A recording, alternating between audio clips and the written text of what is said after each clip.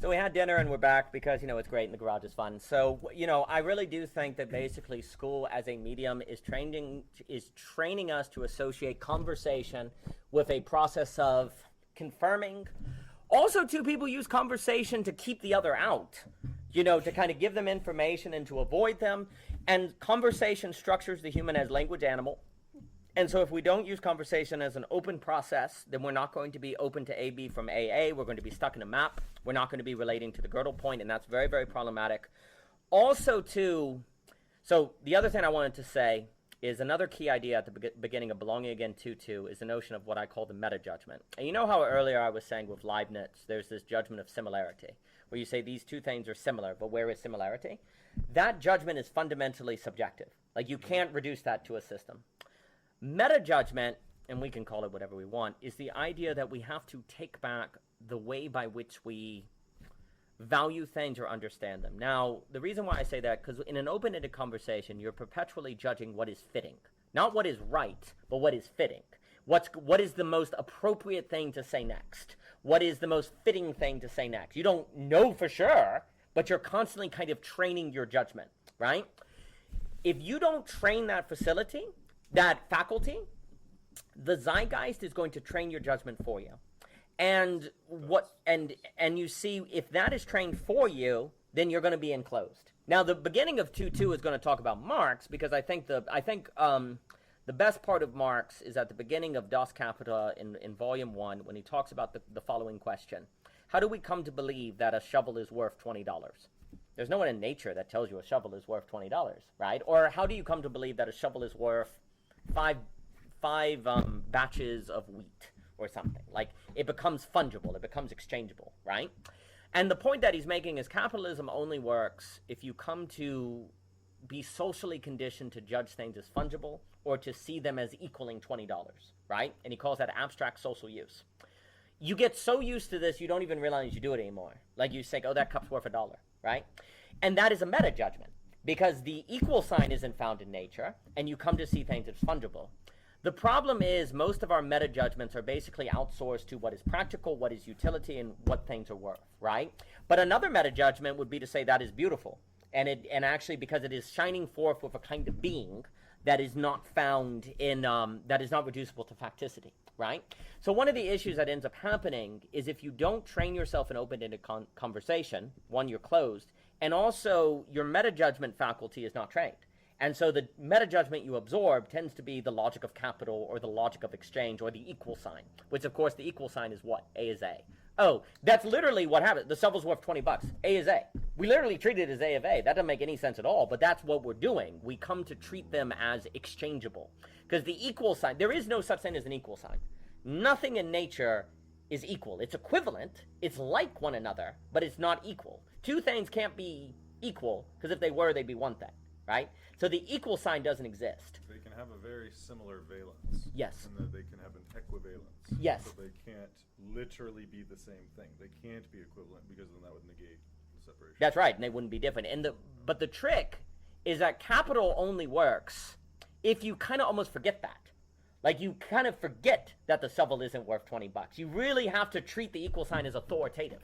And then that can organize behavior. Now, please, don't mistake me as saying that this means it's all brainwashing or whatever. Look, the logic of capital is the only way we have figured out how to organize global society. And if we are not going to use the logic of capital, we better be able to handle difference. Also, the Friedrich Hayek coordination problem, or the von Mises, we have no idea how to coordinate resources without the pricing mechanism on a large scale. Like, you have to have pricing. Like, the idea of Friedrich Hayek is, if water is worth $1 in Florida and it's $20 in New York because there's a shortage, then everyone sends their water to New York. So pricing is signaling. It helps us figure out where to send resources. And that has always been the problem with command economy versus the price economy, because in the Soviet Union you had all of these different problems, right?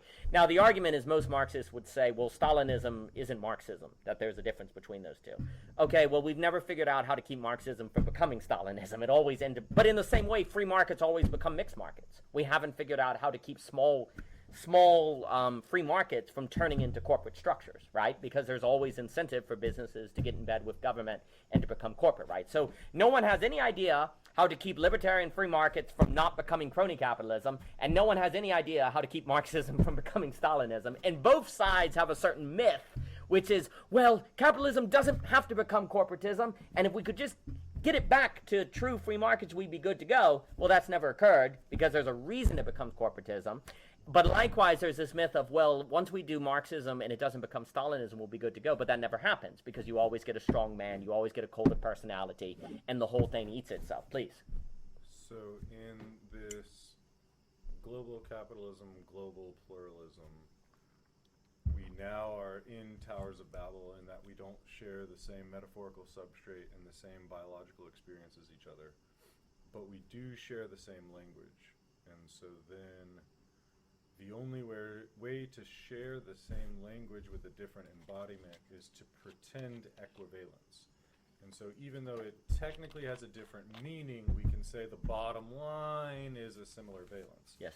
And then we have to reduce every complex phenomenon to a unidimensional valence, and then that's your price. That's it. And so then price and then that is reductive to value.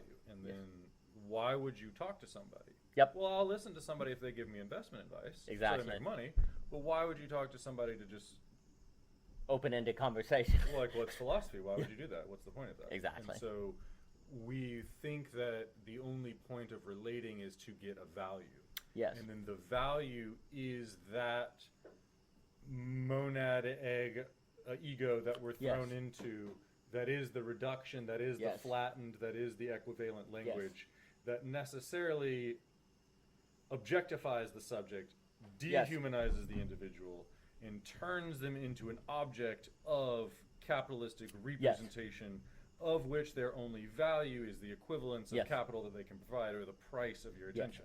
And so then you're only going to pay attention to somebody that will reward you in the system of capital. Correct. And so then you think your only way of meaningfully engaging is to reduce your understanding of yourself to a vehicle of capital, and then you're dehumanizing yourself or something like that.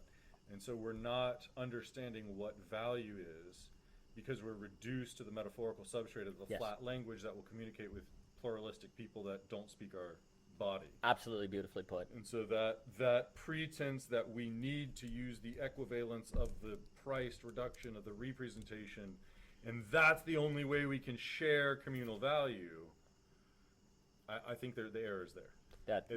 We then try to reduce people to a quantity. Yes. And then we lose quality, and then that's the flattening that takes us out or something. 1,000,000%. So that's exactly what capital does. Now, to the defense of capital. So where's the language that appreciates quality and phenomenological participatory relation?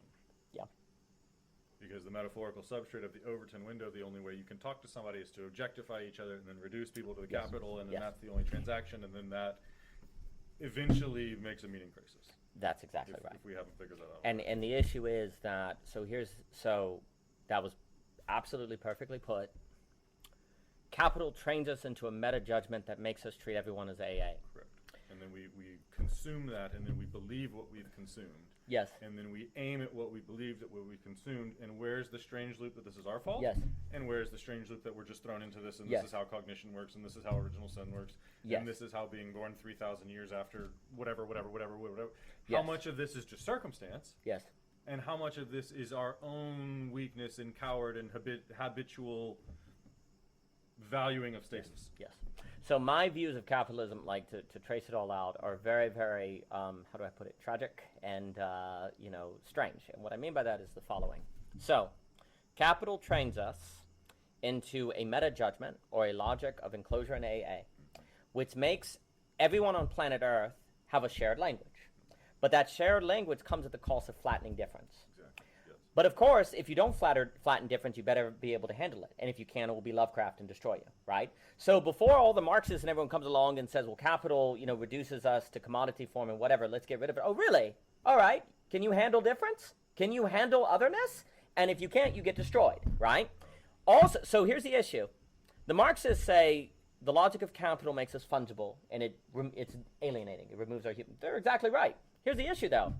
First, we have no idea how to coordinate resources without the Friedrich-Hayek pricing mechanism. So command economies don't work. Okay. Also, we have no idea how to keep Marxism, which is more of a communitarianism, small kind of communitarian, from becoming Stalinism. Oh, we also have no idea, though, how to keep libertarian free markets from becoming corporatism. Because the problem is, there is always incentive for small businesses to get in bed with the government and become invincible via K Street and stuff like that. Also, capitalism always becomes what Cortani calls the capital nation state, where it's a triplex where it gets in bed with all three. So there's no such thing as a free market that stays a free market. It always gets in bed with the government. And to make that more concrete, global capitalism requires global trade agreements. If you have global trade agreements, you need a navy. You need someone to defend the trade ships and everything, and now you have a state. And if you have a state, well, then you have an involvement with the markets to defend it, and then you have trade-offs between market and state, right? So we have a situation where all options on the table have their limits, right? Because if you, and one of the problems with a lot of the conservative thinkers is basically a notion of, well, we see that Marxism is bad because it ends in Stalinism and actually it's unbelievable terror, so we need to have free markets. And they're exactly right in regard to the pricing mechanism and the inability to have the state scale and not create problems. But then capitalism trains us into a logic that dehumanizes one another via removing the meta-judgment. So here's the issue. Also, too, Keynes warns that capitalism tends to have a flattening demand curve. And what that means is so the economy requires demand so that there's buying and supply. But of course, that means people need to be materialistic. People need to actually, the problem is then you actually want people to value themselves according to their material goods because they're good consumers, right? Otherwise, the demand curve goes this way and you get a Great Depression. You're not feeding the monkey. That's correct. And you get a stagnation problem. So capitalism has a stagnation problem. Keynes is good on this. Tyler Cohn is good on this. There are other people who talk about this problem. So capitalism has a natural tendency towards stagnation. Also, it has a natural tendency to put assets above wage increase, which means the older generation is going to benefit, right? But then, you get rid of capitalism? Really? You're going to unleash difference on one another, and you have no way to coordinate things. The problem is, the reason why I go through all of this, because Belonging Again tries to go through all of this, is we're trying to get rid of the idea that any system is going to address the human problem. You know, there are many conservatives who are like, we just need more capitalism. And then you have leftists that are basically like, we need more state involvement. Ultimately, there is a meta-judgment that has to be trained, that needs to be trained in the midst of capitalism, not through its deconstruction, that is kind of carving out a space by which people can be trained alternative to the logic of capital, that I would actually argue. So let me say this. If you were to actually create demand for spaces of, say, A-B logic or language or what we were saying, well, the market would be happy to offer those to you if you're going to pay for it. You can change what the market serves if you can change what people want and what they demand, right? So there's no need. What's important? What's interesting? That's necessary? That's correct. What's useful? That's correct. So the idea of, well, let's get rid of the market. Well, the market could be your best friend if you were to actually change people's demands, because it would help coordinate action to bring about that transformation. So one of the reasons I say this is because on this question of the vertical, the plus one, quote unquote, or the spread of childhood, let's use the language of the tone. We were talking about the spreading of the tone, right? Mm-hmm. There are many people who are perhaps critical of capitalism will say, well, if capitalism's around, you're not going to spread the tone.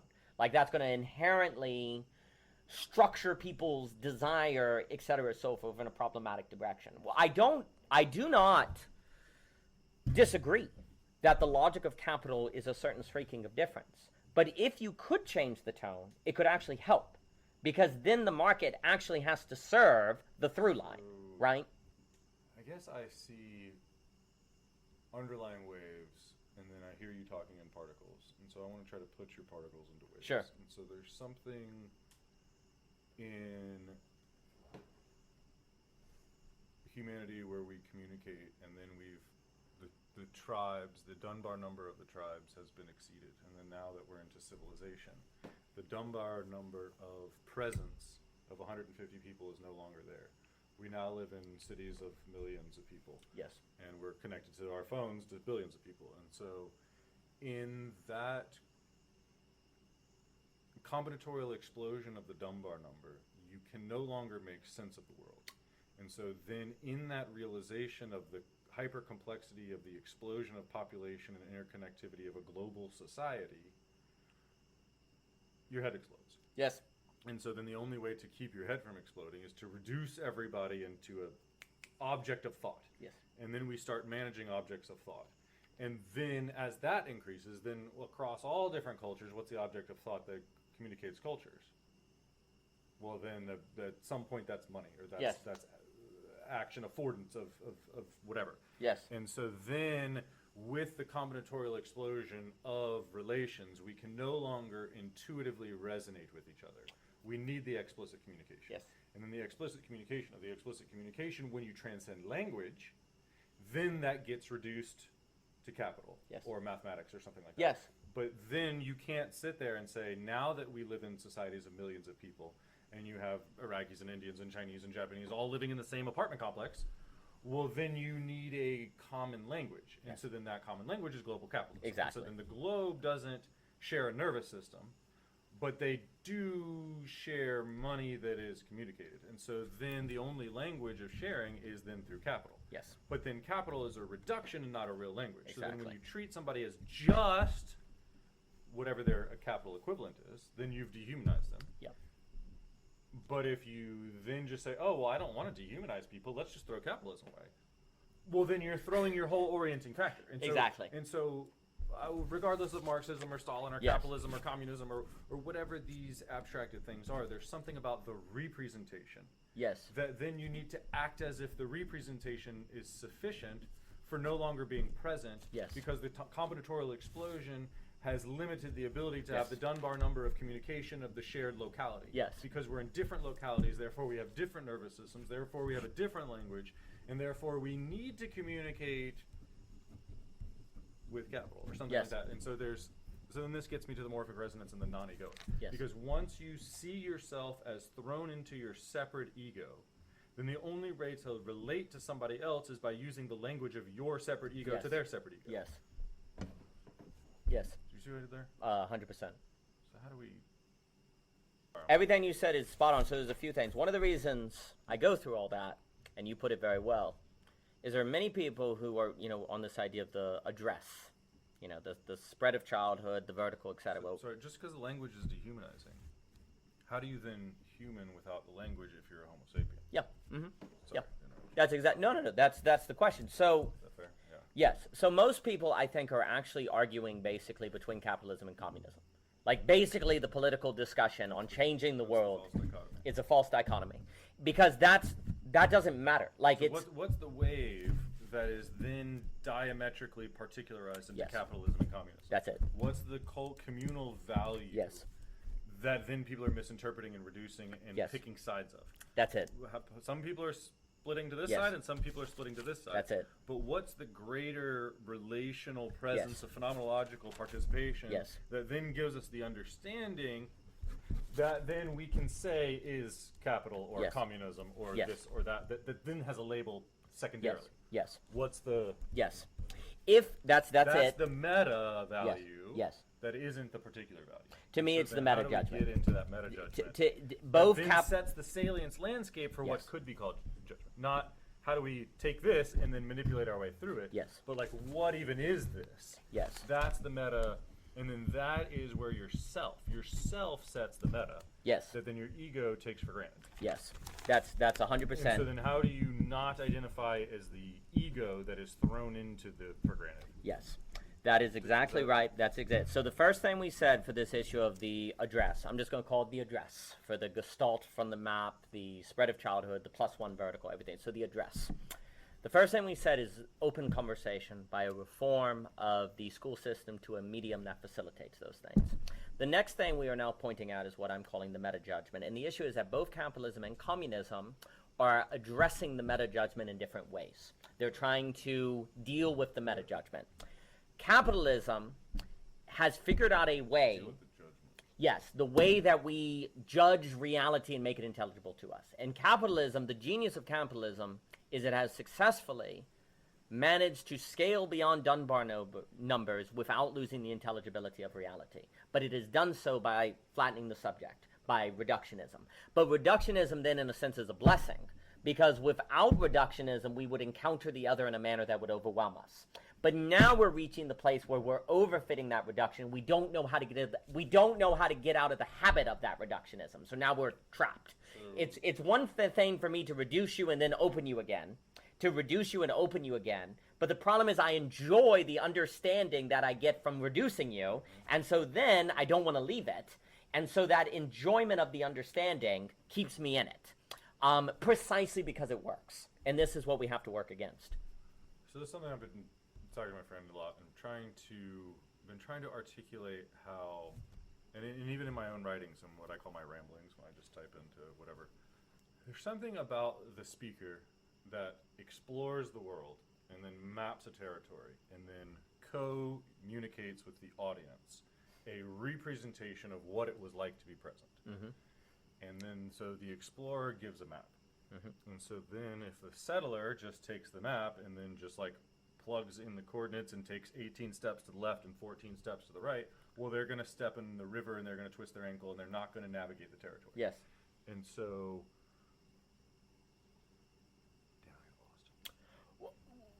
Well, I mean, to me, what you're getting at is capital gives us a map by which to deal with difference, but then we can overfit the map, please. So then I'm the explorer who then needs to communicate to you. But then by communicating to you, I need to reduce my steps into a map. Yes. And then so then for you, the audience, to think the map is the territory and think that you now know the territory because you read the map, Yes. is a mistake. Yes. And so there's something, what I'm trying to get at, is there is a sort of a moral obligation upon the audience to realize what's being said. And so it's not to take the program data and then fit to the program, or regurgitate the program, overfit to the data. Yes. There's something about it that's almost like the speaker is like a magician casting a spell. And then the receiver is like being hypnotized by the spell. Yes. And then it's their obligation to act out the spell and go through that journey of the map. And then by them mapping out that journey, they're like participating. Yes. And so it's only through the participation of the map that then the audience then actually listens. Because right now we're just taking the map and regurgitating it, Yes. the map and regurgitating it, and that is lacking the participation that then can integrate it and download it from the linear into Yes. the spherical into That's the it. vertical. Yes, I agree. To me, what you're pointing out is why. So the reason. And so you can't. So the explorer has to reduce it, Yes. but then the listener has to produce it. That's it. Or something like that. There's a certain the audience has to become an active participant that goes on the journey of the quest, of the spell, of the question that is relayed as the map from the explorer. Yes. It's not, hey explorer, tell me what to do and I'll just do it. It's there's an active relational participation that then changes the audience. Yes. The audience isn't getting a map that then they know. The audience is going on a journey and changing and being reoriented Yes. by the map. Yes. And then so where is the moral obligation on the audience to then blow that back up? Yes. So I'm in a sphere and then I flatten it into language. Yes. And then you receive flattened language. Yes. And then it's your moral obligation to Yes. make that into a sphere that's real. Yes. That's What it. I hear now is like, hey, here, let me reduce this for you. And then MTC says, oh, look at that reductive thing. That's just, Yes. well, I don't care about that. Yes. It's like, no, I actually sent you the through line Yes. to get into the sphere. Yes. And then the fact that you didn't take the through sphere and you didn't take that through line and you didn't believe in it, Yes. now you don't get to say it's not real. Correct. And so where is that, oh, well, they gave me something reductive and now it's reductive and that's not important. And then where is the, oh, I'm getting something reductive and now it's on me to Yes. then productive or something. Again, words and stuff, but there's something in communication that has to be realized on both sides. Yes. It isn't realized and then Yes. transmitted. Yes. And then just known. Yes. It's not just given. It's not just Yes. taken for granted. You actually then have to go through that program and then learn the insight on your own. Yes. And so where is that? Yes. Yes. I'm not sending you information. I'm not programming you. Yes. I'm like giving you a map or acting as a midwife that allows you to then go on that process. Yes. And so then we are like co-journeying through an experience, and then we can bond over that shared experience. Yes. Yes. Yes. So the Something like that? yeah, 100%. So I have to flatten because I'm always dealing with an excess. So I have to flatten. Mm-hmm. So when I go into a conversation, I the ethics of conversation for me look like, and this actually goes to the economics. It's actually all kind of parallel. When I go into conversation, I accept the tragedy of having to flatten, and I don't think I'm above it, or I don't become nihilistic. I see it as a necessary laying down my life for the other. The other goes into the ethics of conversation, knowing the other has to flatten it, and it's their duty to open it back up. So that's what I was trying to say. Yeah, so both sides are kind of understanding that I have to communicate something compressed, and the other says, and I have to be involved. So, and that's an open conversation. I give you something compressed, you open it, then I take it back and we go back and forth. That's how it looks like. And that's where meaning is made. Yes, that is where meaning is made. And the conversations that we are having are now almost preventing meaning from being made. We're collapsing the potential to make meaning before we even step in the room. Yes. Because we want to step in the room to reaffirm what we've already known, and then by reaffirming what we've already known, we're preventing it. And so then we are aiming ourselves to value our expectations. Yes. That prevents connection. Yes. And so the irony is that which we think is going to orient us is disoriented. Correct. So the issue here, there is a necessary, so again, that dynamic you just described is a dynamic that is in play in all possible communications. So that's, we're going back to that, like that modal logic, sort of what is a principle that is always in play. Every single transaction between every single human being entails the problem of too much information, reduced and compressed, opening and closed, right? I would argue that every transaction is like that. Economic, communicative, everything, right? As above, so below. Yes. This isn't just something that applies over here. No, it's the whole. Something that fractals out into every aspect of it. That's so correct. How do you get into the sphere that changes the fractal? Yes. How do you get into changing the painting in your projection? Yes. So that each individual billiard board, you don't have to recolor it. Correct. This is it. So sorry you guys didn't get that. No.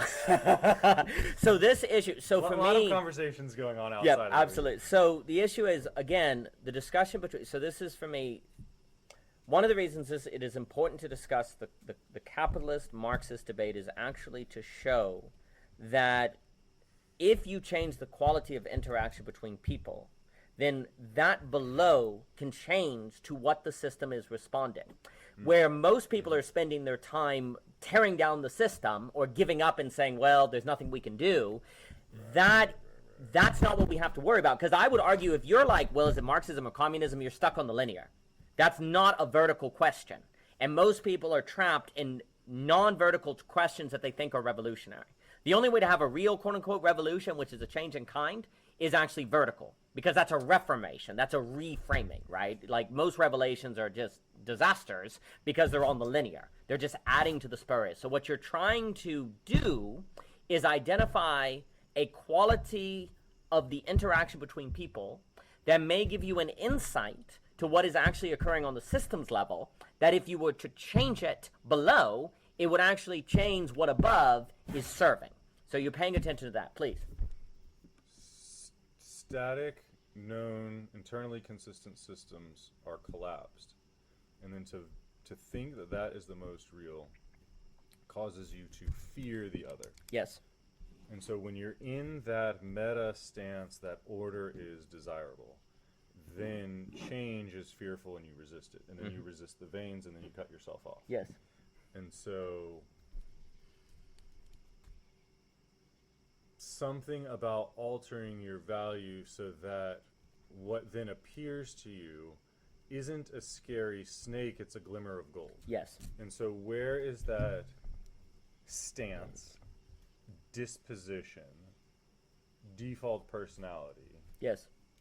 Center of aiming at hemispheres. Yes. That then values, that then sees difference as interesting. Yes.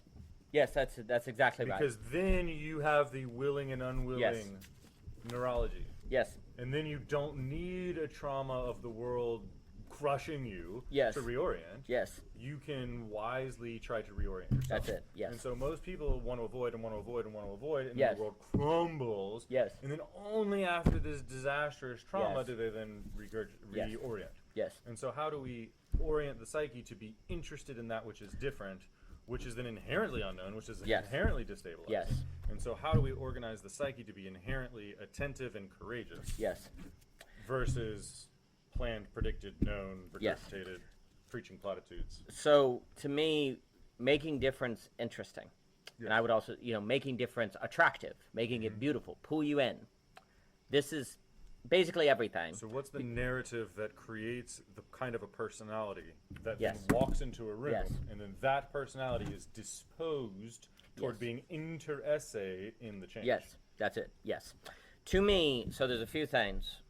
Another move, what if you could make making difference interesting?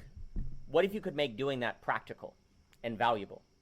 If you could do that, then you would change the incentives of the system, right? So this is where, for me, in Belonging Again, I want to argue quite strongly that basically economists have ignored the question of what is demand and where does demand come from. When you read Keynes, Marx, any of them, they basically assume demand. It's just there. People want things, okay? It's just there. And the economic yes, it's just there.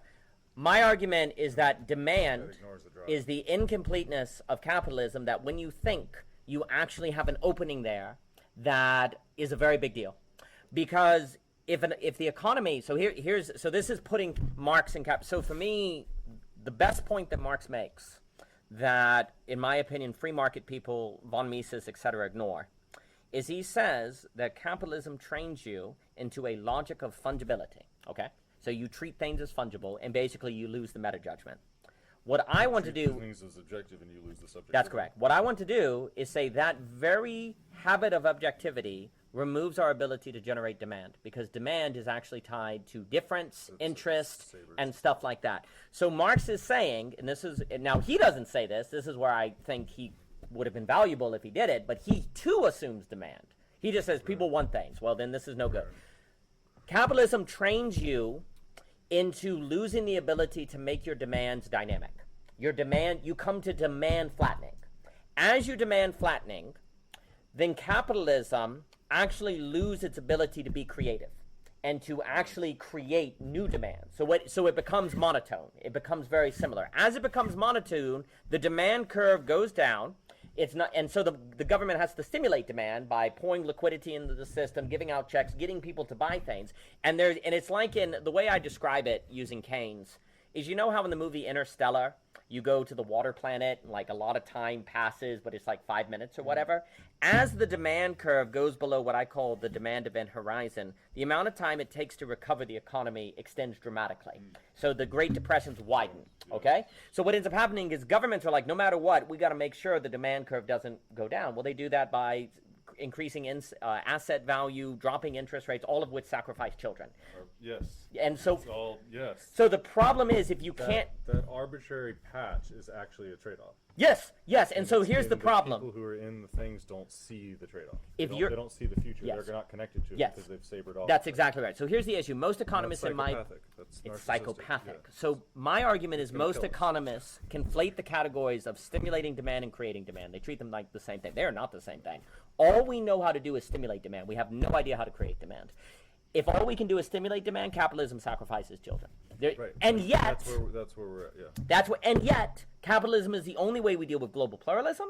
It is the only way we have a shared language. So the only way we are able to make reality intelligible in global pluralism is necessarily according to a system that habituates us toward child sacrifice. And this is the problem we have to think. And it's a huge problem. Okay, so then that brings me right back to what I was just saying about we flatten. Yes. And then the obligation is on the receiver to then sphere. Yes, that's it. Yes. I think the same thing just happened. Yes.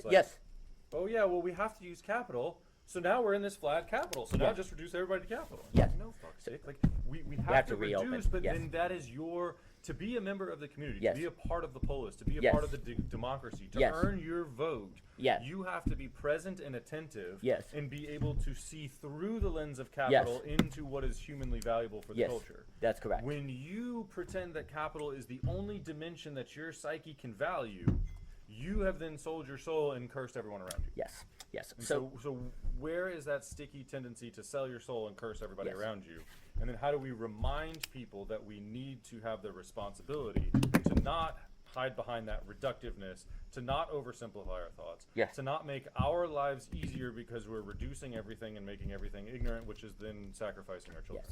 So it's a momentary inflation of the adult to sacrifice the future of the child. Yes. And it's as above, so below. Again, we're doing this to ourselves. It's Yes. not just intergenerational trauma. That's not what I'm talking about.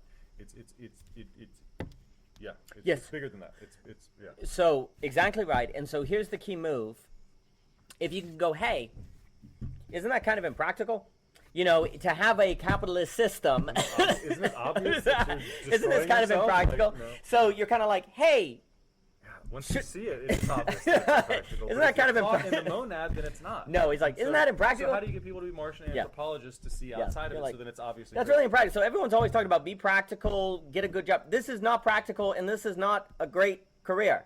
So, but this, But it's given, and that's what's there. that's what's there. So basically, the point And we're not is, creative enough to believe outside the given.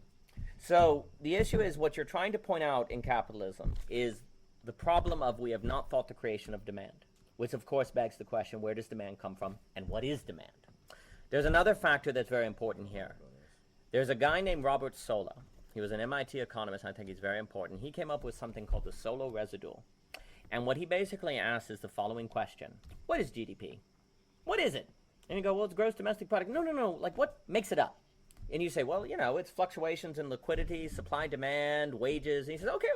Let me take all that. He did the following. He calculated. He said, if you take productivity and like liquidity and all the key variables that make an economist, you can only explain about 50 to 70% of the GDP. And there's 30% that is no one knows what it is.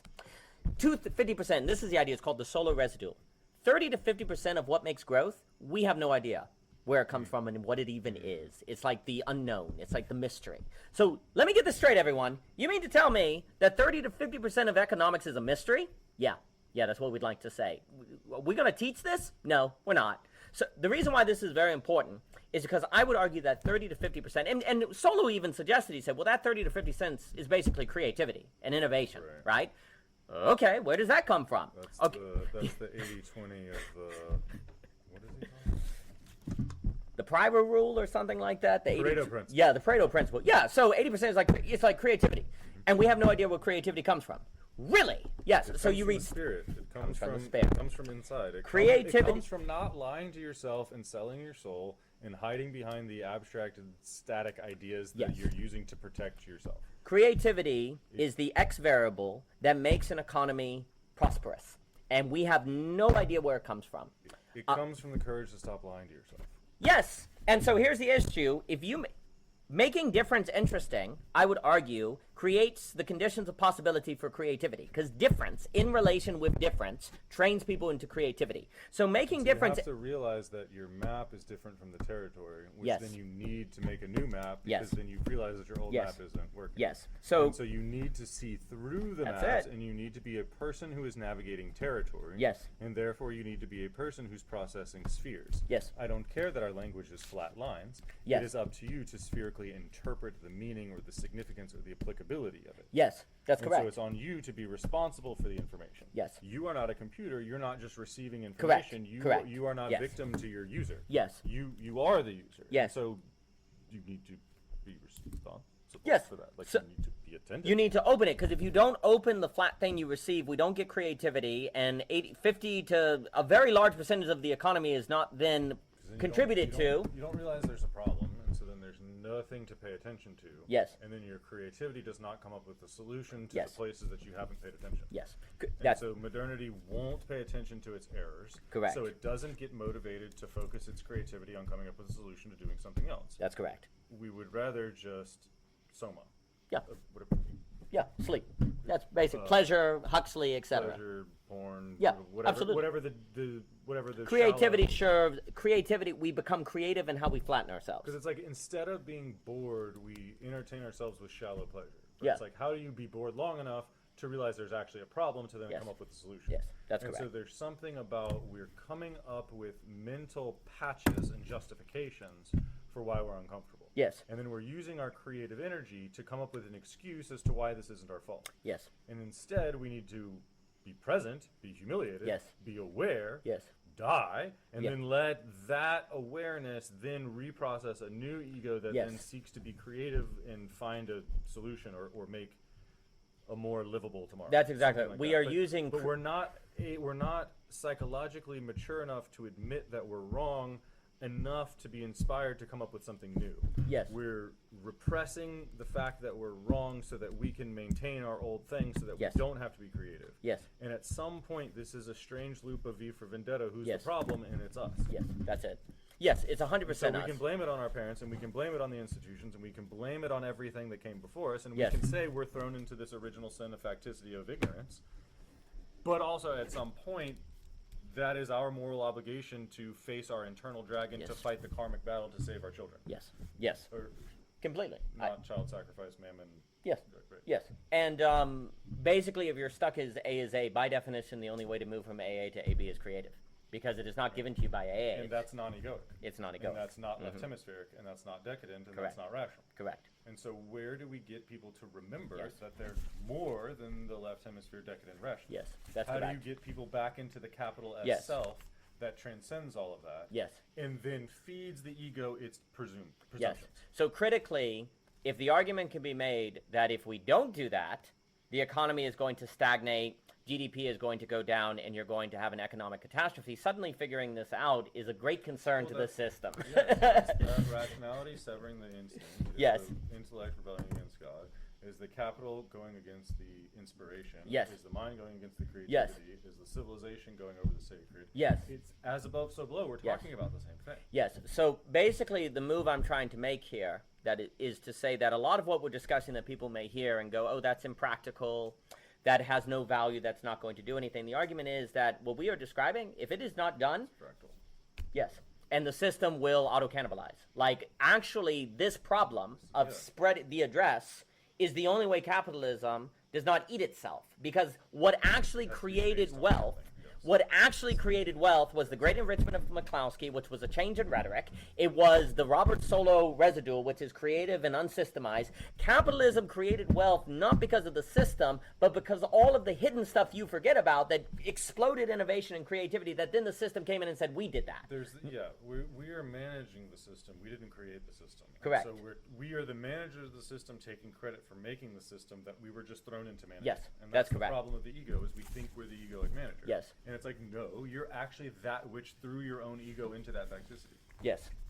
That's exactly right. And so like our inability, the metaphorical substrate of the Overton window keeps that objectivity out, which then kills the sacred, which then kills God inside of us, which then undermines our ability to be magic or imaginative. Yes. And then that severs our connection to our God image, which is the act of imagination, that is the process, Yes. that is the training of the through line that trains your consciousness to be present in the moment. Yes. Completely. You know? Yeah, completely. And basically, when you claim creativity, it's like we intended that, as opposed to honor. No, there's this mysterious X variable that comes and goes. Well, then that's automatically AB. Because if the entire economy is contingent upon something that comes and goes, like the wind, oh, well, I guess we can't close it off then. Our map better have a hole in it. And that's why recovering, for me, the history of capitalism, as weird as that sounds, when you look at the history of capitalism, you see that growth comes from mysterious things, like a change in rhetoric that calls the Great Enrichment in McCloskey, or the Nordic Bildung, where changing education, when you make it about the whole human being instead of technical training, Technologies and psychotechnologies. Yes. To use the Verbachian, the psychotechnology. yes, here's the key move. It is not the technological shift that leads to the revolution in enriching. It is the psychotechnological shift that generates the explosion of technological innovation that then we forget the psychotechnology as we grasp the tool. Right. Because we make our tools and then they make us and we forget we made them. Like, that's kind of the key, is we make our tools, then our tools make us and make us forget we made them. And that is when we're doomed. And then we consider ourselves hammer wielders. Yes, we identify instead ourselves. of Yes. home builders. Instead of the You hammer have- maker. Yeah, or the home builder. That's exactly. Why you do have a hammer? It's Yes. because you need to nail something, and Yes. when you're nailing pieces of wood, and what That's pieces right. of wood, part of a structure, and so your aim is to build a structure. Yes. And then the wood and the nails and the hammer, all of that is just represented Yes. steps along the way. Yes. That actually isn't you.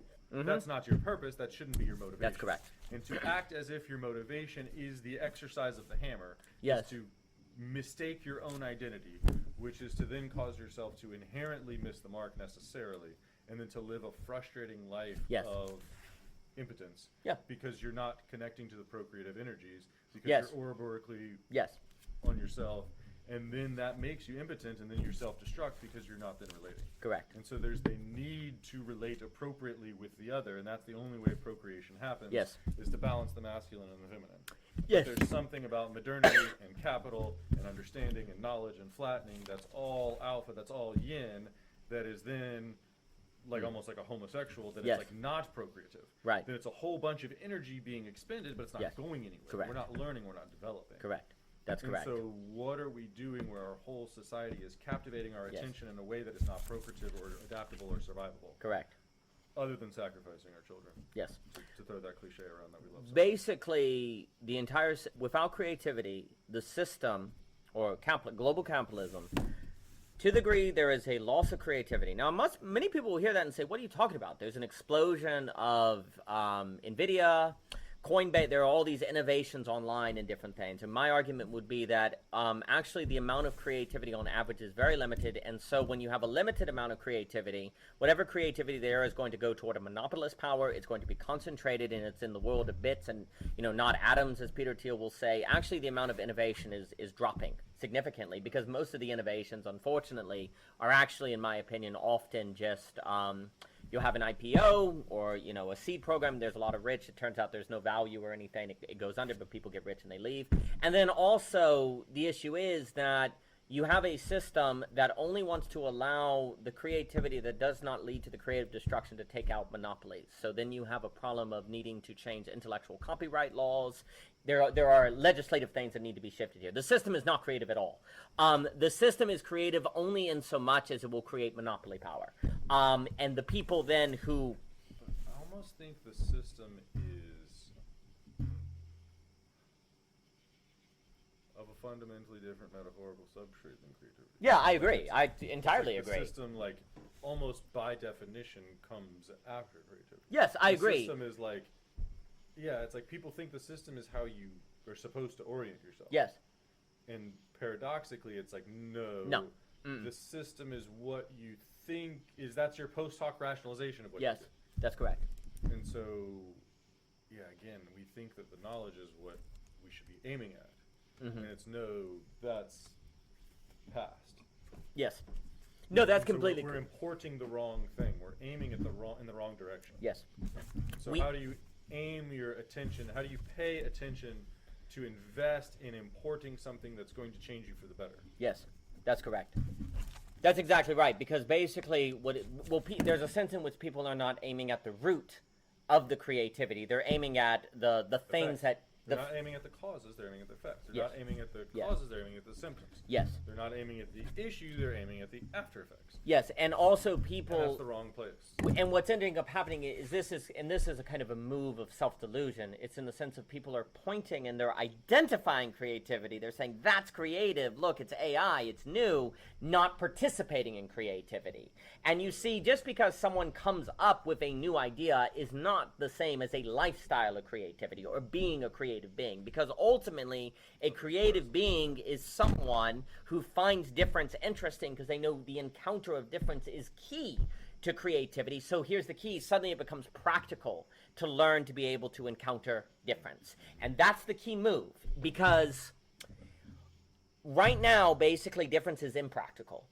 If you encounter difference, it could threaten your business, it could throw you off. What's practical is to enclose yourself, to get a 9-to-5, get a career, get it stable, don't worry about, innovation, right? So that's practical. But if you point out to people the system is literally stagnating and basically sacrificing children, then suddenly you can't say that's practical anymore. So this move is trying to remove the claim that everything we're describing... for granted, because the internal spirit that wells up from within creates the product. Yes.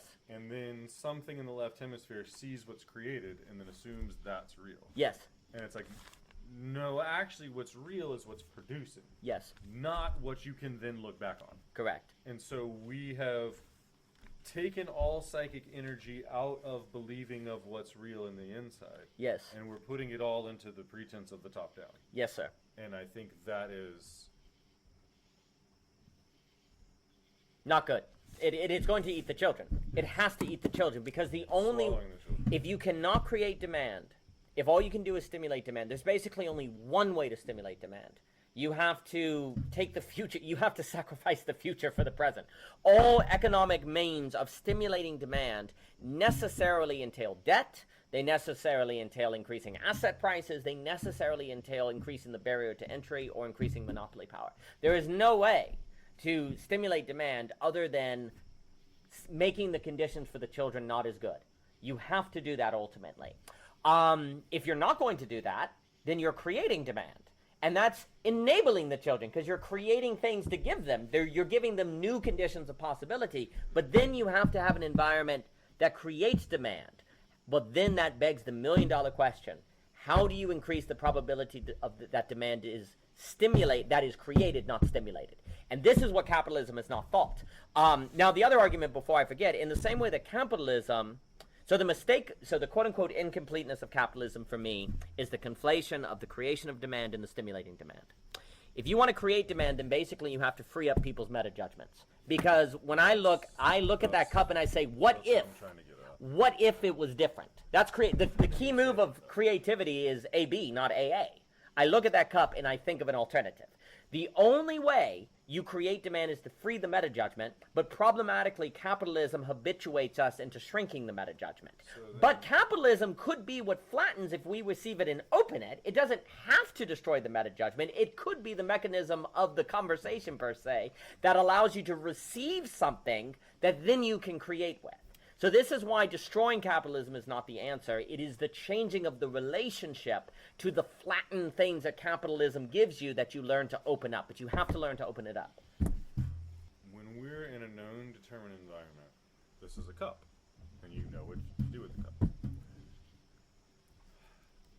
But let's just say we're in an indeterminate environment. Yes. Well, this could be a cup, this could be a paperweight, this could be a projectile, this could be a phone stand, this could be a cup, this could be whatever. Yes. And so where do you get to be in the kind of environment where this one thing has 12 different applications? And then therefore what it is applications, and then therefore what it is multivalent. Yep. And then therefore what it is beyond the single dimensional flatness that we can call it a cup. Yes. And so then at what point are we not in places full of cups? Yep. And are we around networks of potential? Yep. And then how do we be people who process networks of potential? Yes. Potential. Not how are we thrown into a facticity where we have the data of collapsed cup. Yes. And then all I can do is drink out of that. Yes. To the degree you can get the population to treat the average phenomenon as a network of potential is to the degree that it unlocks wealth creation, the creation of demand, and it actually leads to great enrichments. And I think that's how you find your spirit. That's how you find your soul. That's how you find God. That's how you reconnect to yourself. That's correct. That's how you get out of your Luciferian intellectual propositional tyranny. Yes. And get into some embodied. Yes. And so there's a certain lack of freedom when you're confined in the mind, and then there's that certain. Yes. The only way towards real freedom is to then take the limitations of your body and then, or something like it's another one of those paradoxes. Yes. It's another one of those ironies or something. There is also very good reason to think there's this idea that AI is going to lead to mass productivity and mass, GDP and et cetera, so forth. There is very good reason, in my opinion, to believe that all AI will do is stimulate demand, not create demand, because it is not able to approach phenomena as a network of potential. It has to follow however it is programmed. It does not encounter things as multivalent. It necessarily encounters them as deterministic. Yes, that's correct. And so the representation, and then that is not real. I am not convinced that AI will not simply accelerate the sacrifice of children. Now, AI in a partnership with human beings could be a creative source, but only to the degree that humans are free in their meta judgment. If humans are not free in their meta judgment, then AI will kill us. That's where I'm trying to get at. So the left hemisphere is thrown into the judgment. Mm-hmm. And then we are the ego that thinks it's the facticity, that's the monkey mind that's thrown into the judgment. Yes. And so that's a limited judgment. Mm-hmm. How do we get up into the self that then is able to do meta judgments? Yes. I've talked to my friend and we talk about being in different rooms, in different realities, in different eggs, and different monads. Mm-hmm. And then it's something about your body that gets you into a different room. But then you think of yourself as like your fingertip. Yes. And then when you want to change your mind, you go like this, and you stay in the same room, and you twist around your fingertip, and you change, and you go in all these different directions. Mm-hmm. But you're actually still in the same room. You're still in the same environment. Yes. And so how do you get out of your ego and into the spirit that then allows your body into a different room. Yes. That then changes your meta judgment, which then changes the salience landscape that then your ego is thrown into. Yes. And so that's that. How do you get the cognitive flexibility to transcend the facticity that you're thrown into, to remind yourself that you're beyond that ego? Yes. Something like that? Yes, 100%. Is that fair? Yes, completely. So basically, if you cannot do that, if the judgment is stuck in the left hemisphere, the judgment is stuck simply representing flattening logic, which will lead to a stagnation of demand, which will lead to Great Depression scenarios. And if it doesn't, it will only not because you're sacrificing your children, the future generation, Moloch, basically. If you do not want to do that, then you will have to learn the ability to keep the phenomenon as a network of potential, the meta judgment, keep it open. You have to keep things open. So who can be present to stay with an open judgment? Yes. Because the insecure person needs to collapse and know. Yes, that's And it. So the immature, childish, insecure person needs to hide behind a satanic understanding of what's going on. Yes. But an adult that is able to confront chaos and adapt and survive is able to be present without that abstract knowledge. Yes. If we are not able to... How do we encourage each other to be more Yes. adult and present? Yes. And not to be infantile and rational and only aiming at the determination Yes. of the past? To the degree that the average person is able to maintain an open judgment, which would be the meta judgment, because that is the very ability to judge the way that you judge. The meta, it's self-referential in a way that keeps it open. To the degree that the average person is able to maintain an open judgment is to the degree that AI will not be Moloch. To the degree you cannot do it will be to the degree that AI is Moloch. And so this is very urgent. So the NPC is the person that doesn't have a self and then uses ideology to motivate them, Yes. and then is captivated by AI and then is Mammon and Moloch and sells their soul and dies. Yes. So what part of the psyche then religios or relates to that beyond? Yes. And so at some point the warrior or the king or whatever can't be it. At some point we need to be like a trickster or a shaman or Yes. a magician. Yes. And so where does that part of the society, or that part of the individual that as above so below reflects Yes. the society, Yes. how do we then access that inner shaman to believe in that which is beyond, Yes. that then takes us out of the known judgment and into the metaphor? Yes. And so how do you become that soul flight seeker of traveling into different perspectives to then, without, Yes. we're doing this but not sounding crazy? Yes. I think that we need to all remember to be that kind of inner shaman that is creative and present and can get out of the egg of the monad Yes. of what is known. Yes. And then that is the ability to get into the meta. Yes. And then that's what I'm talking about, being critical of the metaphorical Yes. substrate. Yes. Is how do you get out of the metaphorical substrate to realize that your metaphorical substrate is aiming Yes. you? That's Not correct. to just already presume that and take that Yes. for granted. But then how do you get outside of that? And Yes. that's where I think it's the shaman, that's where it's the trickster, that's the enantidromia of following rules. Yes. Now has to be embodied. Yes. Or we have to abandon the rules, or the flattening to capital has to then get beyond that. Yes. So then where's the enantidromia that then accesses the different part of the psyche that then connects Yes. to the thing that is then present, that then Yes. whatever. That requires a movement from desire to drive, because only to the degree that our desire is about a certain drive, a certain mode of being, not an object of desire, is to the degree we would be able to access that. Right. So this is the next step. So Get we out of the objects of desire into the subjective modes of being. Yes. And then how do you get into the adult phenomenological presence of Yes. either or and both and left and right hemispheres? Yes. Yes. You're only That requires something more mature and more atomically stable to then be able to do. Yes. Because you can't stand in the unknown if you don't have anything. And If so you don't have have- to be yes. So how do we create persons? How do we Yes. create atoms and Uh-huh. atoms and atoms Yes. to have the organized mass to deal with Yes. the instability of the negativity of relating to the other? Yes. That then can integrate the ways of pattern relation to the other to then integrate how to communicate better. Yes. Yes, completely Something agree. fair? That basically requires a movement from desire to drive. So,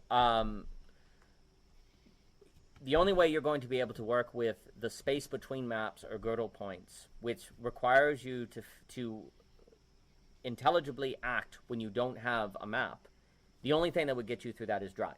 Would get you intrinsic motivation is what I mean by drive. The ability to motivate yourself and to meta-judge your own way, right?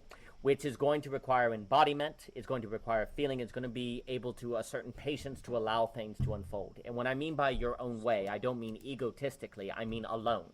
Like where you're not reliant on someone telling you what to do, because that would be a map, right? And that's going to be very frightening, right? Because actually, in a very weird way, the ego is how you avoid doing anything yourself. Like, it's how you actually hide from your capital Y you, right? So this, this is the trick. So a few things. We have already discussed opening language as increasing the probability of the address, school system, et cetera, so forth. The next thing we have touched The on. moral burden on the recipient to open the language. Yes, that's correct. Yeah. Which, to the degree the school system as a medium moves from certainty to unknown, exploratory, would help with that a lot.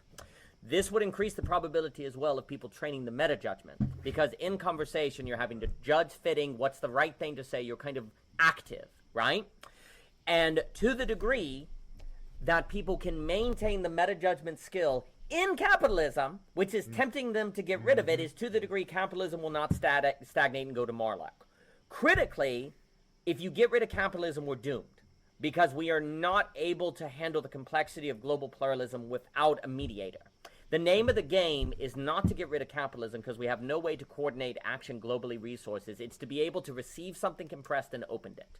Capitalism is the thing giving you something compressed, and now it's your job to open it back up. You can't blame you can't do the move of saying capitalism compresses things, therefore let's get rid of it. Well, then so Marx is right, but that can't be used to destroy capitalism. It has to be used as the ethics of maintaining the meta judgment in capitalism, right?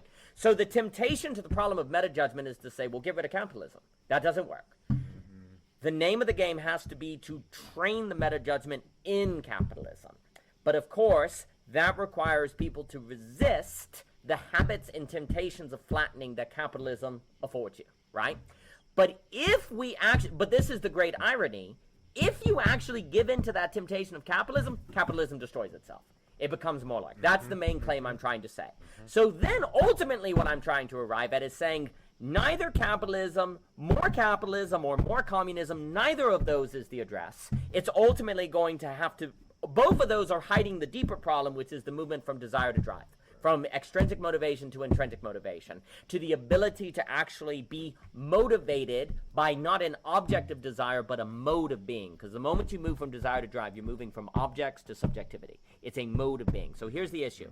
Capitalism has a tendency to stimulate demand through objects, shiny, things you want. So it stimulates demand because you see what your neighbor has, you see this cool trip, and you want it, right? And so it creates desire. The problem with, and the trick is desire is endless. You cannot destroy desire. People want things, right? So capitalism is like, fantastic. People want things, we'll give them shinies, and the GDP will grow with forever because we'll do desire of objects. Here's the problem. There's a few problems with this. Objects of desire necessarily have to lead to rivalrous dynamics that are parasitical. It has to destroy the environment. It has to do a lot of problematic things, right? Also, desire ultimately becomes nihilistic because you get the object and it doesn't make you happy. It's almost like sourced, and it's like the Garden of Eden, and then man falls, and then it's man and God walking together, and then as soon as he comes, he realizes he's separate and naked. Yes. And so there's, what were you just saying?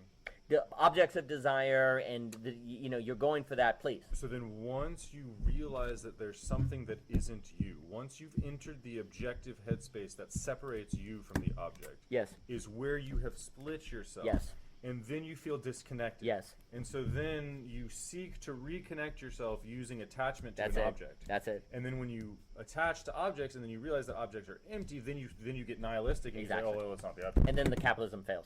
And because it becomes, and you get a meaning crisis, which is a motivation crisis, and the GDP plummets, and we're like, how do we fix this? And you have to stimulate interest rates and do all this stuff that sacrifices children. Because if people are no longer, here's the problem. Capitalism as of 2025, the jig is up in a sense. People now know their objects of desire are not going to make them happy. So, screw it.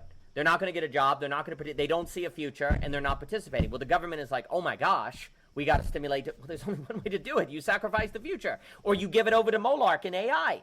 There's only one way to save capitalism, is to sacrifice the future or give us over to AI. Which is, double down on capitalism. yeah, and that's what's occurring, right? Yeah. When really the answer is, maybe the whole strategy of objects of desire is wrong. So it's the fundamental stance that presumes that it's already separate. Yes. And that's again the loading on the ego, that's loading on the Yes. narcissism, that's loading Yeah. on the What if the Luciferian. metaphysics are wrong? It loads on the diabolical. Yes. It's the metaphorical substrate that Yes. presumes Yes. presumes separation. Yes. Capitalism is failing not because capitalism is fundamentally wrong, it's because capitalism needs drive. It needs intrinsic motivation, it needs meta-judgment. Because capital is the representation of human value. Yes. And so to worship the representation of human value is to miss whatever the human is. Yes. And that's, I think, the Yeah. final thing is that it's reducing it to the capital, reducing Yes. it to the metric, reducing it to the quantity. And then there's the lack of presence, the lack of quality, Yes. the lack of complexity. The logic of indestructible maps is the same as the logic of capital. Like, capital Which is the same as the logic of reason, which Yes. is the same logic Yes. as as representation, AI and all of which that. is That's the- right. the left hemisphere. But the answer then is you say, well, the answer is not getting rid of the representing, because that is what represents the flattened. No, you it's can't. the You can't have a yin yang without yang. Yin. Exactly. And so I'm not. No, so the saying name of get the rid yeah of the yeah yin. yeah yeah. But I'm most just of the saying more if liberal. you live only in the yin and you Yes. neglect the yang, you go insane. That's exactly And right. So you need to see the value of the yang, which Exactly. means that your yin is incomplete. Yes. Which means your yin is the Gödel point that it then allows Yes. you to access Yes. the yang. Yes. And then by acting as if the Gödel point is real, then you can incorporate the Yes. feminine. Yes. And then Yes. the way you pay attention is actually procreative. Yes. And then that actually might have a chance of hitting the mark. Yes, exactly. The problem is most people are seeing the problem with quote-unquote re-representation and saying, oh, well, that means we need to get rid of capitalism. No, you need to restore the source of value Right. that is being represented. So the enemy is not capitalism, it's our inability to It's the meta-judge inability to be value. present, to Yes, be present. that's the problem. We're obsessed with managing the representation. Yes. And then we're like, oh, well, let's just double down on the representation. Yes. No, dumbass. No. Like, be present. Yes, that's correct. So We have a meaning crisis because we have a lack of presence. Yes. We have a lack of presence because we're obsessed with our low-resolution maps. That's We have correct. low-resolution maps because we're idol worshippers. We're idol worshippers because we're dissociated. Yes. It's dissociated. It's the spiral. Yes. And so then we keep trying to reorient ourselves. Yes. By disorienting ourselves. Correct. And so the issue is the only way you can be present, though, is drive. The only way you will actually be able to maintain presence is if you have an intrinsic value in it. Like where you believe that presence is fundamentally good, and so whatever errors, whatever difficulty, you're going to keep going. So the key to presence that is necessary for value that needs capital be represented so that global pluralism can handle itself, that requires drive. So you need the average person to have drive to stay faithfully present to the presence, right? So they have to be intrinsically motivated. So this is the million-dollar question. How do you increase the probability that the average person moves from desire to drive? Creates intrinsic motivation. And what creates intrinsic motivation? I think you get them out of environments that constantly remind themselves that it's more important to act statically. Yes. Yes. And so then that's my whole arena thing, and then that's my whole rehab facility is to get people into a spot where they can practice being present.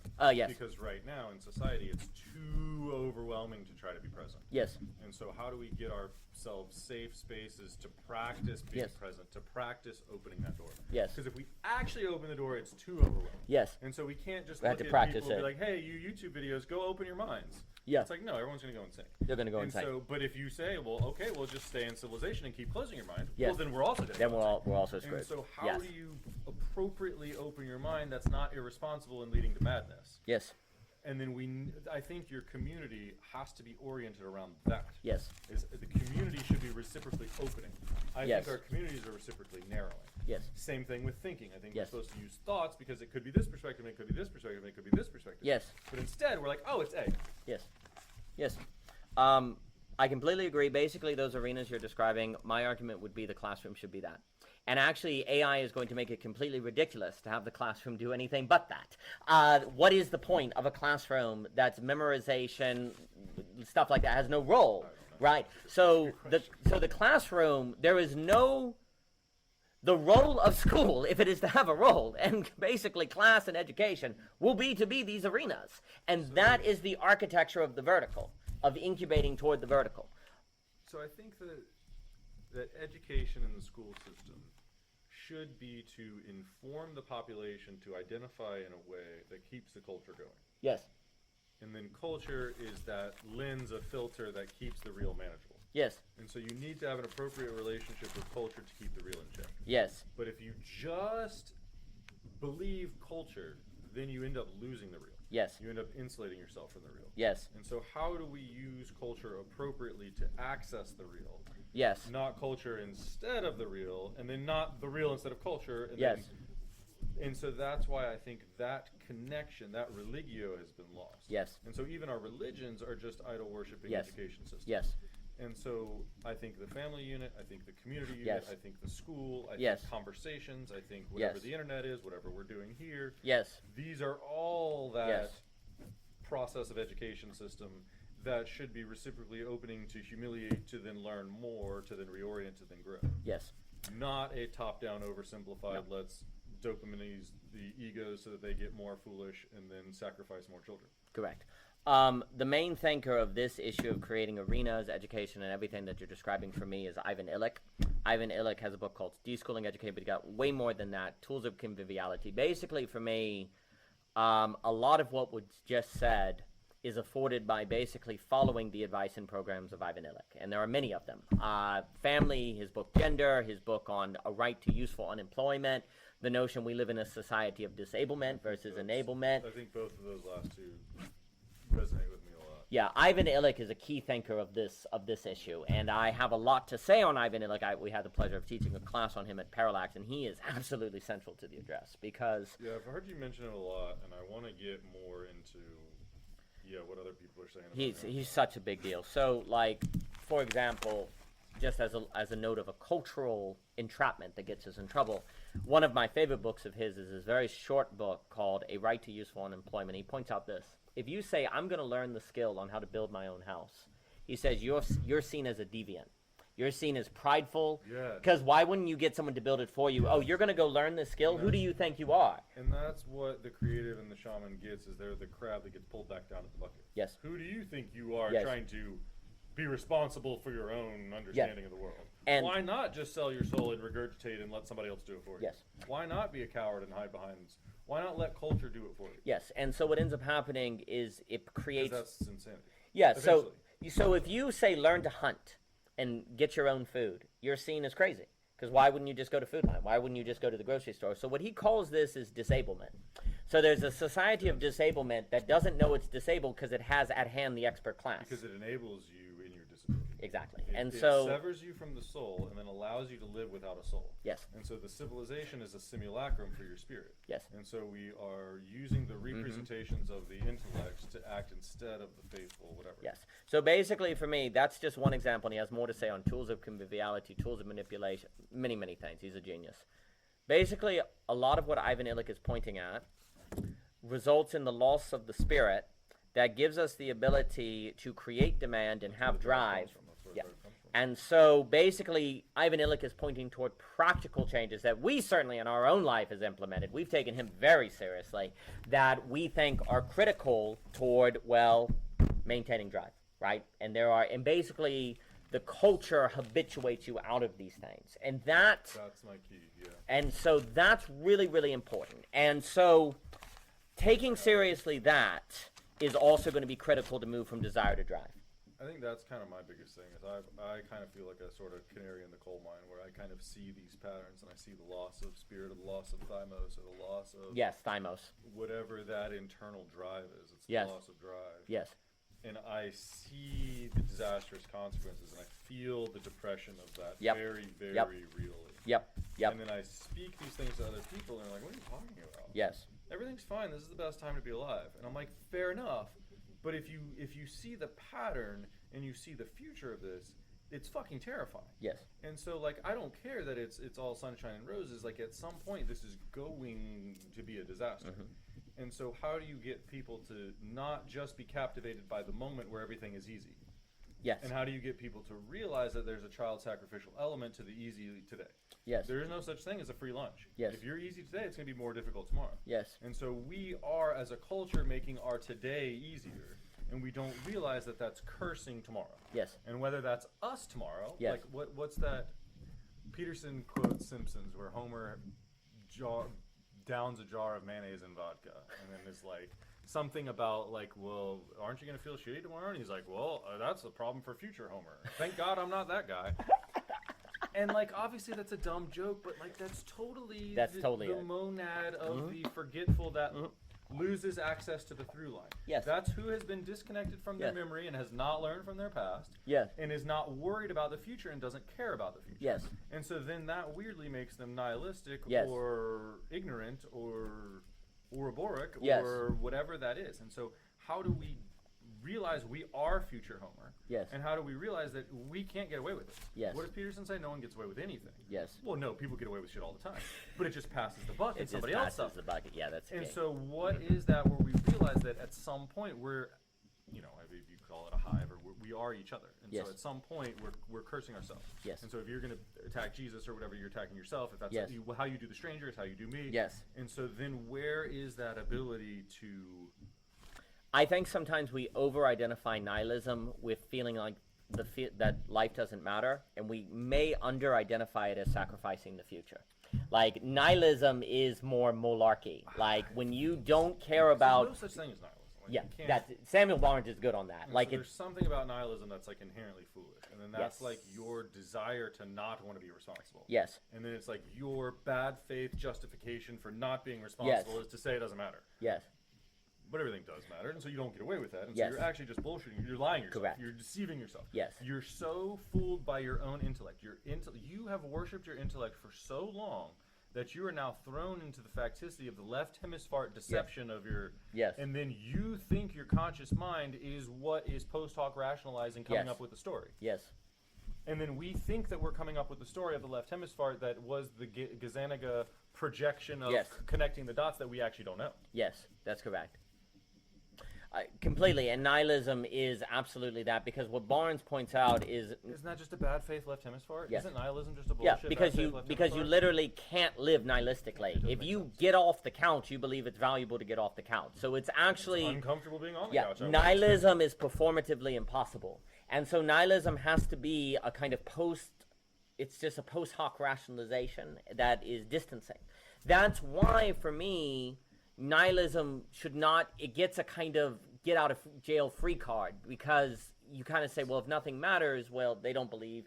No, they're sacrificing the future. Like, that's why we need to identify it more with Molark, in my opinion. It's too. And that's why I keep bringing the as above, so below. V Yes. for vendetta. You have to look in the mirror Yes, because we are worshiping our own Moloch. yes, It isn't out there. yes. We're doing it to ourselves. Well, but does that make sense? Yes, the issue is when you say they're a nihilist, I'm not. Well, if you're sacrificing the future, you are, and you're actually distancing yourself from nihilist behavior. But of course, that means basically, though, in a sense, everyone is a nihilist who doesn't contribute to the address, because everything that isn't the address is Molark. So the So address. everything represented is missing the mark Yes. of the presence of the wave. Yes. Every particular representation is a bad faith Yes. justification for not being present. Yes. That's right, and is thus nihilistic in that sense of the Molark And of so the child. we think what is real is that empty Yes. nihilism. And is that So in then we're actually motivated towards nihilism. Exactly. So that's what I'm saying is the Yes. metaphorical substrate Yes. that is implied by the Overton window of the objective ability to talk Yes. actually is a map. Yes. And then the more Yes. we believe in that, Yes. the more we inherently become Yes. either nihilistic or dissociated Yes. or Yes. sacrificing our children, or Yes. we're not future Homer because we're not connected to the through line, because we have sold our soul and we're possessed in this Yes. auto-cannibalistic thing that Yes. we're not connected. Yes. One of the reasons So I where's want. the identity of disconnect? Yes. And And so one. the paradox here is that when you think in and of yourself in your auto-cannibalism, Yes. you're marrying yourself. Yes. And that splits you from reality. Yes. And so then the paradox is you have to split away from yourself to Yes. relate to reality. Yes. And so we're immaturely schizophrenic. Yes. We need to understand that we're split and we need to relate to the other. And Yes. then that's how we're going to get sanity. Yes. We have to realize, where's my little thing, that we have all these different personalities, and then we find the through line. Yes. Does that make sense? 100%. Because well, that makes and then also critically, one of the reasons why I want to stress that the map is indestructible, because a lot of people would say, well, I can't be making that mistake, Charlie, because if I was, my map would fail and it wouldn't work. No, maps don't fail. You have to know better. You have to know better. But then, of course, how do you know better, right? And that's where we're getting into open conversation, classroom, movement of desire to drive. You have to increase the probability that the average person comes to the place where they know better. Otherwise, they're going to be schizo, They're going to divide up through the logic of identification that Korbowski warns about and never create a through line. They will never, ever generate a through line. How do we realize that we are selves who then are thrown into ego facticities? And thus we are an ego that needs to incorporate the other. Yes. And then it's by humbly admitting that our psyche is fractured that we have a chance of integrating and uniting the psyche. Yes. Whereas most neurotypical people think that they are a unified consciousness, and then they repress all their different complexes. Yes. And then there's a whole bunch of dark matter, which then creates a shadow, which then creates fools, basically, because people that are operating on the intellect and disconnected Yes. from the body. And Yes. Well, another way you mentioned neurotypical, my beloved Lorenzo and his work on No neurodiversity and neurotypical, basically the neurotypical without the neurodiverse is doomed for Nash equilibrium and rational impasses. And that's, I think, the point. And so Yeah. that tapping into the shaman, that tapping into Yes. the neurodiverse, that Yes. realizing you are a split psyche, Yes. realizing you are a complex of complexes, Yes.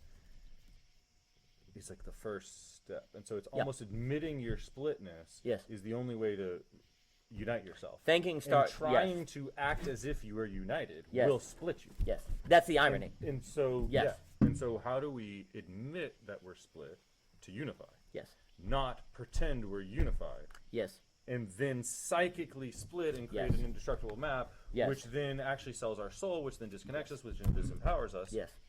But guess what? Our body's still moving. And if our conscious isn't pulling the buttons, then what is pushing the buttons? Yes. Other than whatever we've sold our soul to. Yes. And so then what map are we giving the controls of our psychic energy to? Yes. Where are we paying Yes. our psychic energy and then letting it auto-cannibalistically take our attention? Yes. Yes. Correct.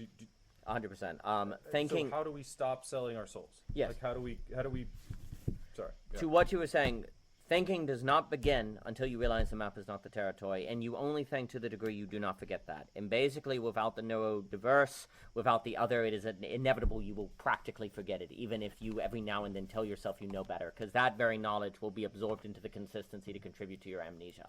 And like we were talking about capitalism being the reduction, this neurotypical presupposition is also the reduction. Yes. This is the same thing. Yes. I think it's the same kind of Yeah. thing. It's the representation, it's Yeah. the generalization, it's the equivocation, it's the problem of thinking in categories, it's the problem of using a representation to act as a universal generalization. Yeah. And then you're not in the particular, you're not Yes. present, you're Yes. not in the specific, Yes. you're not in the unique. Yes. The neurotypical inevitably ends up in game theory problems it cannot overcome. Because it denies the presence. Yes. It is a representative Yes. framework. And Yes. so the neurotypical is the flattened language of those who Yes. aren't present. Yes. Yes. And so then the neurotypical is that who does not have a typical neurology because they've severed it. Yeah. And so the neurotypical is now the severed soul. Yes. And so at what point does the NPC become the civilized complex that is just mimetically regurgitating God knows what? Yes. And at what point is there a genius who is then using a psychotechnology of culture for a temporary effect? Yes. And then at what point, how Yes. do we remind each other to be that which uses the psychotechnology as something more real? Yes.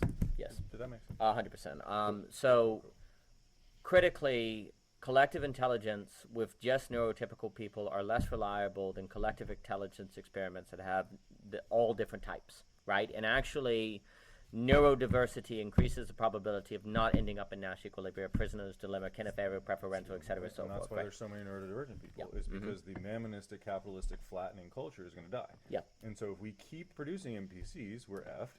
But if we produce diverse people who aren't corrupted by these memes so Correct. easily, Correct. that's the only way we're not going to keep overfitting to the data. And so how do we create people that don't believe in the maps that they're given Yes. without going insane? Yes. And so how do we Yes. give people who are able to see through the maps? How do we take people who are given flat lines and then see through into the sphere? Yes. How do we get people who are going to live the ideas, Yes. not just regurgitate and program, not just regurgitate Yes. and program, not Yes. You have to have the neurodiverse not end up in the cheap to lose, as I'll call it, or a line of flight that loses social intelligibility that ends up psychotic. So in Lacan, you have, we could say, the neurotic, the psychotic, and the pervert. The neurotic is basically an enclosed totalitarian system. The psychotic is the neurodiverse, but they close in on themselves and they can't relate to the neurotypical, okay? So they lose the ability to relate. The pervert enjoys their inability to relate. So basically what we're in is an age where those three registers are unable to cope with one another, that they must be able to cope with one another to not end up in a very problematic enclosure. And basically, as people lose hope in the address, they become perverted. Because what ends up happening is if you say, well, this address, guys, is nice and all, but it's not going to happen, well, then people just come to enjoy their inability to do it. And then they come to enjoy perversion, and we get a really effed up society. But that is what we're seeing more and more. So what you have to do is create the ability of the neurodiverse and the neurotypical to relate to one another. But that, by definition, requires drive, meta-judgment, and an appreciation of A-B logic. Because without that appreciation of A-B logic, the diverse is simply destroying the AA. It's A does not equal B, so get rid of the diverse, right? But if you understand that A equals B, it requires it, then you need the neurodiverse to be yourself. You need the becoming other. You need that diversity of thought to know what a thing is, right? But the moment you deal with diversity, you're going to deal with misunderstanding, different cultures, and all that stuff. And if you don't have drive, you're not going to tolerate it. You're not going to get through it. As soon as you have your desire upset because it's not pleasurable, you're going to exit. Drive and intrinsic motivation keeps you going when it gets hard, right? So you believe in it. So you need drive to deal with, to not encounter the obstacle and give up, like we were saying earlier today. And then you need to have the ability to have an open-ended conversation, because you need to be able to talk with someone who you don't fully understand everything in a manner that makes them feel invited and free and able to talk, and you're not going to be able to do that. Yeah.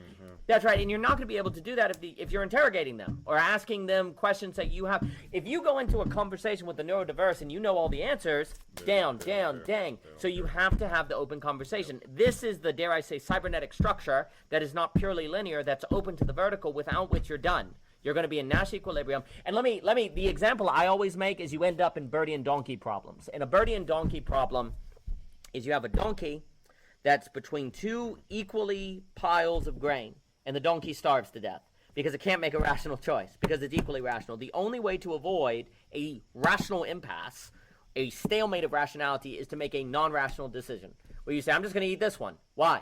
Because, right? So the donkey just chooses it, right? Pure, and I would argue AI is just going to end up in birdie and donkey problems. Yes. That's all it's going to do. It's canary in the coal mine. That is the characteristic of the design. Yes. I'm not saying, oh, the design is broken. I'm like, no, that's the kind of design it is. Yes. Like, that's what it implies and what it entails. Yes. People think that the Ouroboricness is a flaw of a particular design. No. And what I'm saying is that's the system of the intellect. It has to be. Right. And Yes. that's what people don't understand. It has to They be. think that the collapsing brain that grasps onto knowledge knows. Correct. And what I'm trying to say is the grasping brain that grasps onto knowledge severs. Yes. And then that actually disconnects, and then that unknows. Yes. And then we're in a process of hyper rationalization, a Yes. hyper reason, which Yes. is then disconnecting us from meaning. Yes. And so that's why there's a meaning crisis. Yes. Not because there's not meaning. Or not because there's not things. It's because there's no meaning of the things. We don't care about the things. The tricky move that is very hard to get, that is everything, is if you're not able to meta-judge a limit, then you don't have difference and you don't have relationship. Right. And so what ends up happening, You got to get into the meta. you have to be able to say you are different and yet we relate. If you are not able to meta judgment, there is still difference that you can't identify, and in that denial of it, you create a pathological relationship. So the key to AI, AI as a hyper rationality, I was just talking with Clayton about this. AI needs us to give it a prompt because the prompt limits it. And the limit keeps it from an infinite calculation problem, which would just give us 23 coherent possibilities and it would never be able to tell you which one. If the AI gives you 23 piles of grain and the human is not capable of the meta judgment of saying, I'm going to pick this one, then we starve to death. And all AI could ever do is give us piles of grain that are equally coherent options. And if we are trained by AI out of the ability to meta judgment by that very giving us of coherent piles, then we starve to death as it gives us coherency, right? So you have to maintain the meta judgment to the degree that AI is going to be useful. If you lose that ability, then you'll starve to death because you're not able to. Here's the weird move: you can't tell the difference between the piles of grain. So that's because there's people are saying, oh yeah, AI is not going to work. AI is just totally fundamentally different. Okay, well, why? Because it's disembodied. Why is it disembodied? Because it doesn't care. Because then it can't pick the grain. Yes. Because it's not just hungry and it's not following its hunger Correct. and just eating food. Yes. It's like, oh well, I'm a decision thing, and then what's the best decision? And I only make the best decision. Well, Yes. these two decisions are equal. Well, therefore I can't pick. Yes. And it's like, well, no, that's not who you are at all. Correct.